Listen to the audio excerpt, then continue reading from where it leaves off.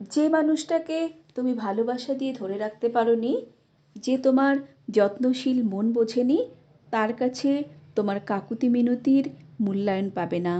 হাত ধরে পায়ে পড়ে তাকে তুমি চোখের জল দিয়ে আটকাতে পারবে না। তুমি সেখানেই চোখের জল ফেলবে যেখানে তুমি প্রায়োরিটি পাবে, যেখানে তুমি তোমাকে খুঁজে গিয়ে দৌড়াতে না হয়, তোমাকে কাকুতি মিনতি করে প্রমাণ করতে না হয় যে তুমি কারোর যোগ্য। আপনার আপন চেনো। আপন মানুষ হিসাব কষে মুখ দেখেই, চোখে জল আসার আগেই মুখ দেখে বুকে টেনে নেয়। যেখানে সেখানে চোখের জল ফেলতে নেই, চোখের জল সেখানেই ঝরাও যেখানে তোমার গুরুত্ব তোমাকে দেওয়া হয়। চোখের জলকে সস্তা আবেগে ঝরতে দিও না। সস্তায় আবেগের কাছে পাইকারি দরে চোখের জল বিক্রি করতে থাকলে একদিন চড়া দরে তোমার চোখের জল খুঁজে পাবে না তুমি। তুমি যদি যেখানে সেখানে চোখের জল ফেলতে থাকো, একসময় তোমার আবেগের থলে পিণ্ড শূন্য হয়ে যাবে।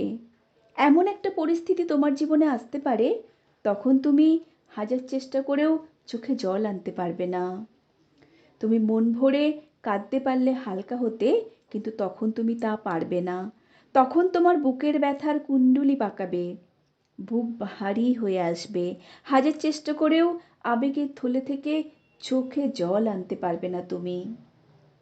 কেউ তোমাকে এড়িয়ে যাচ্ছে, তোমার দেওয়া প্রায়োরিটি নিয়ে কেউ ইচ্ছে মতো খেলছে, তোমাকে অবহেলার সমুদ্র জলে নাকানি চুবানি খাওয়াচ্ছে।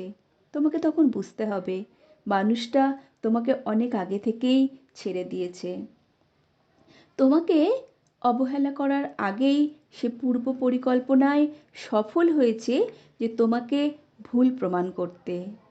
তুমি যদি তার কাছে চোখের জলে সাগর বানিয়ে ফেলো, দেখবে তবুও তার তোমার জন্য তার মনে এতটুকু শুদ্ধতা জন্মাবে না, তোমার জন্য বিন্দুমাত্র মায়াও দেখাবে না।